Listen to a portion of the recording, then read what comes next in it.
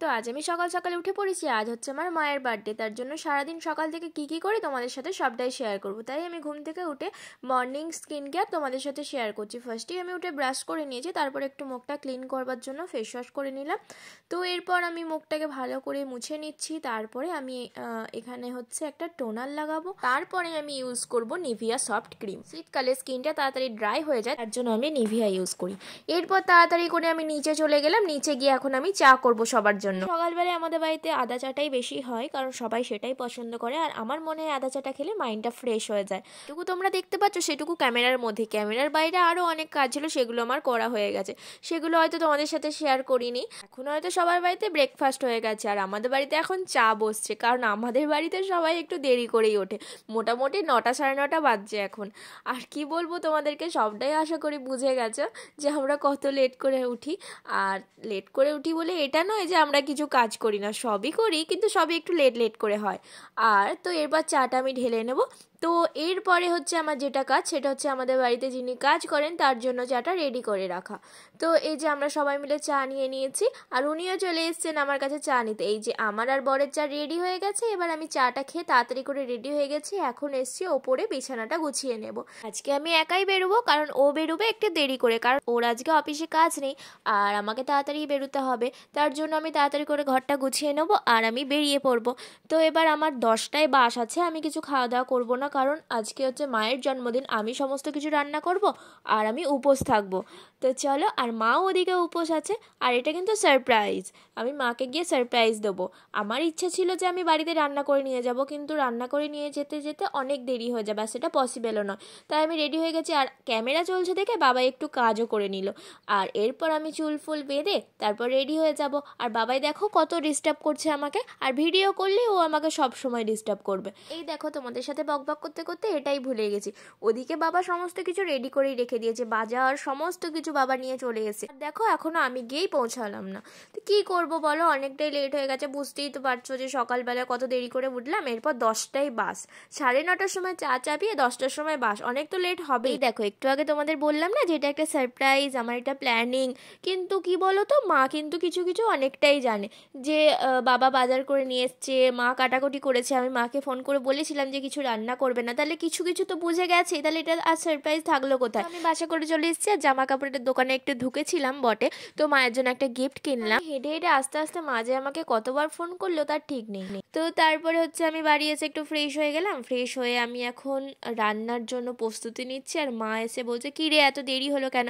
সবই তো বোঝো যে কেন দেরি হয়, বলে কি আর বোঝানো যাবে, জানোই তো মায়েদের মন। তো তাড়াতাড়ি করে আমি রান্নাঘরে চলে গেলাম। এখন আমি ফার্স্টেই যেটা বসাবো সেটা হচ্ছে পায়েস। পায়েসের জন্য আমি এখানে দুধটা গরম করে নেবো, আর আমি এদিকে চালটাকে ঘি দিয়ে ভেজে নেবো। চালটা, কাজু কিশমিশ যা যা আছে সেগুলো ভেজে নেবো। আর আমি কিন্তু রান্নাতে এক্সপার্ট নয়, মা কিন্তু পাশ থেকে সমস্ত কিছুই আমাকে বলে দিচ্ছিল। মা বলছিল যে রান্না করতে হবে না, আমি করে নিচ্ছি। আমি মাকে বলছি, ধুর, তোমার জন্মদিনে কি তুমি রান্না করবে নাকি? আমি এসেছি তো তোমার জন্য। তোমার মা না হয় দূরেই থাকে, আমি না হয় তোমার জন্য একটু করতেই পারি। তুমি তো সারা জীবন আমার জন্য সব কিছুই করো, আমি এটুকু তোমার জন্য করতে পারবো না? অবশ্যই পারবো। আজকের মেনুতে কিন্তু অনেক কিছুই ছিল। আমি কিন্তু 12টা থেকে রান্না চাপিয়েছি, কিন্তু তাড়াতাড়ি কমপ্লিট হয়ে গেছে ওই 2:30-এর মধ্যে, ঠিক আছে। তার মধ্যে ছিল 5 রকমের ভাজা, আলু পোস্ত, ডাল, মাশরুমের ঝাল, চিংড়ির মালাইকারি, চিকেন কারি, আর কি ছিল, চাটনি, পাঁপড়, মিষ্টি, দই, পায়েস। তো এগুলো তো ছিলই। তো সব রান্নায় মায়ের সাহায্য নিয়ে আমি কিন্তু একা একাই করেছি, মাকে কিন্তু কিচ্ছু করতে দিইনি, ঠিক আছে। ওই মা আর কি হেল্প করেছে সাইডে সাইডে, ওটাই আর কি। যাই হোক, আমি কিন্তু অনেকটাই বকবক করে ফেলছি, একটু বেশি হয়ে যাচ্ছে না? কী করবো বলো, আমি একটু বকতে ভালোবাসি। তো কী আর করা যাবে, এখন আমি আলু ভাজতে ভাজতে ভাবছি যে আজকে সারাদিনের রান্নাটা কী করে কমপ্লিট হবে, এত দেরি হয়ে গেল। তো তারপর মা এসে বারবার দেখে যাচ্ছে আমার গায়ে কোথাও তেল পড়ছে না তো, আমার পায়ে তেল পড়ছে না তো। কী আর করা যাবে। আবার মায়ের একটা অভ্যাস আছে, এখানে হাত দিচ্ছিস না তো, নুনের কোটে হাত দিলে চিনির কোটে হাত দেওয়া যাবে না, বারবার হাত দো। আর আমার কিন্তু এটা অভ্যাসই আছে প্রথম থেকে, আমি কিন্তু একটা জিনিস হাত দিলে বারবার হাত ধুতে যাই। তোমরা হয়তো ভিডিওতে বারবার দেখতেও পাবে। আর মা এখন মাছটা আমাকে ধুয়ে দিচ্ছে, আর আমি এখন আলু পোস্তটা চাপাচ্ছি। তো তোমাদের আগে থেকে সমস্ত কিছু বলে দিয়েছে যে কী কী মেনু হচ্ছে। তো কী আর করা যাবে, চলো এবার স্টার্ট করি। আর এদিকে পায়েসটাও অনেকটা হয়ে এসছে। আর মায়ের সাথে গল্প করবার জন্য আমাদের ওপরে একজন ভাড়া থাকে, সে এসেছে। ও মাঝে মাঝেই আসে, মায়ের সাথে কথা বলতে। হ্যাঁ, আজকে বাবাই আসবে, এটা কিন্তু বাড়িতে কেউ জানে না। ও কিন্তু আগে থেকে মায়ের সাথে ঝগড়া করেছে মাকে সারপ্রাইজ দেবে বলে। এখন আমাকে চিংড়ি মাছটা ধুয়ে দিচ্ছে। আমি কিন্তু চিংড়ি মাছের মালাইকারি খুব সুন্দর করি, তোমাদের সাথে অবশ্য শেয়ারও করেছি রেসিপিটা। আর আমার মা কেন, সবাই ভালোবাসে চিংড়ি মাছের মালাইকারিটা খেতে। কি আর বলবো, আমি জানি না যে সবার এত কেন ভালো লাগে। আর আমি একদম ঝাল খেতে পারি না জানো তো, তাও কি জানি আমি রান্না করলে ঝালটা কি করে আমি খেয়ে ফেলি। দেখো বকতে বকতে কিন্তু আমার সব রান্নাই হয়ে গেছে। এখন আমি করছি চিকেনটা করছি আমি এইদিকে, কারণ ওদিকে সমস্ত রান্না হচ্ছে। তো এই দেখো বকতে বকতে মায়ের ডেকোরেশন রেডি। এই যে মা চলে এসেছে, আমাদের বার্থডে গার্ল। কেমন লাগছে সাজানোটা?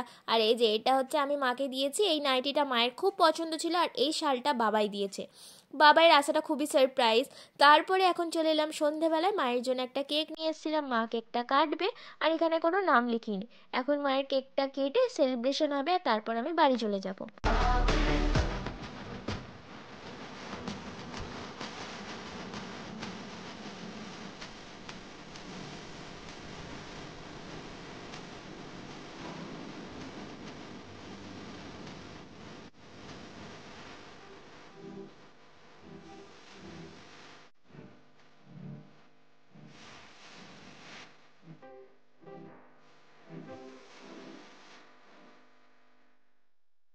কি বন্ধুরা, শালটা কেমন আছে? আমার বরের চয়েস আছে বলতে হবে, ও কিন্তু আমাকে কিচ্ছু জানায়নি যে ও শালটা নিয়ে আসবে।